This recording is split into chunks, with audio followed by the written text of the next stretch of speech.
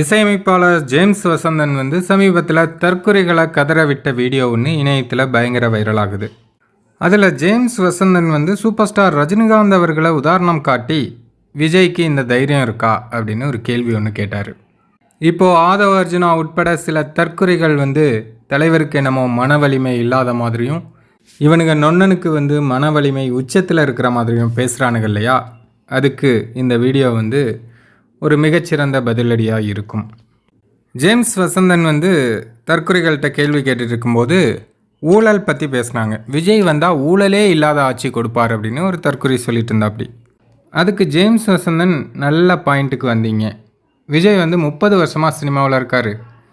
அதுவும் சில வருடங்களாகவே அவர் படத்துக்கு 200 கோடி 250 கோடி சம்பளம் வாங்குறார் அப்படின்னு செய்திகள்லாம் வெளியாகிட்டு இருந்தது. அப்படி இருக்கும் பட்சத்தில் அவருடைய சொத்து மதிப்பாக 600 கோடியை தான் காட்டியிருக்காரு.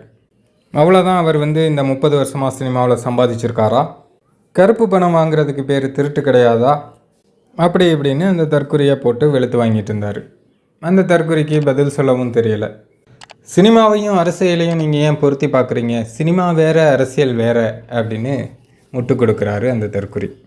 அதாவது சினிமாவில் ஊழல் பண்ணுவாராம், ஆனால் இங்கே வந்தால் நேர்மையாக இருப்பாராம். அரசியலுக்குன்னு வந்துட்டா சினிமாவிலேயே ஊழல் பண்ணுறாரு, அப்புறம் அரசியலுக்கு வந்தால் ஊழல் பண்ண மாட்டாரா அப்படின்னு ஒரு கேள்வியை ஜேம்ஸ் வசந்தன் கேட்டார்.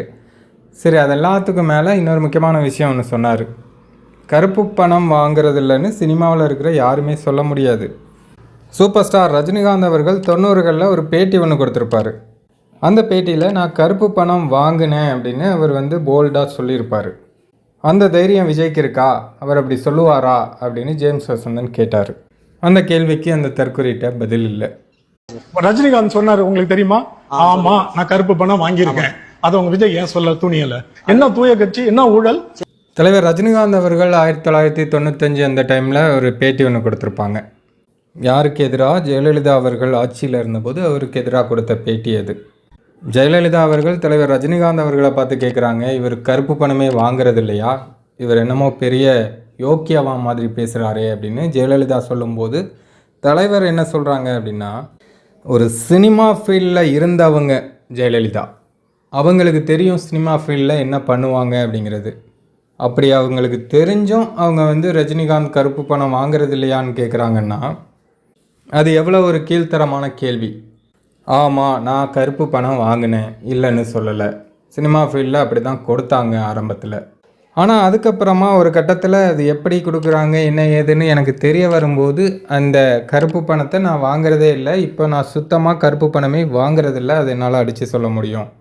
ஆனால் சினிமா ஃபீல்டில் இருந்துக்கிட்டு ஜெயலலிதா அவர்கள் இதை கேட்குறாங்க அப்படின்னா அவங்க சினிமாவில் இருந்தபோது அவங்க கருப்பு பணம் வாங்கினது இல்லையா அப்படிங்கிற மாதிரி தலைவர் அந்த கேள்வி கேட்டிருப்பாங்க. எனக்கு தெரிஞ்சு சினிமாவில் இருக்கிற யாருமே, எந்த ஒரு பெரிய ஆக்டருமே நான் கருப்பு பணம் வாங்கலை அப்படின்னு சொல்லவே முடியாது. அதே சமயம் நான் கருப்பு பணம் வாங்கினேன் தான், இல்லைன்னு சொல்லலை அப்படிங்கிறதுக்கும் அந்த தைரியம் வேணும். தலைவர் எப்போவுமே எங்கேயுமே உண்மையை மட்டும்தான் பேசுகிறாங்க அப்படிங்கிறதுக்கு இது ஒரு சிறந்த எடுத்துக்காட்டு.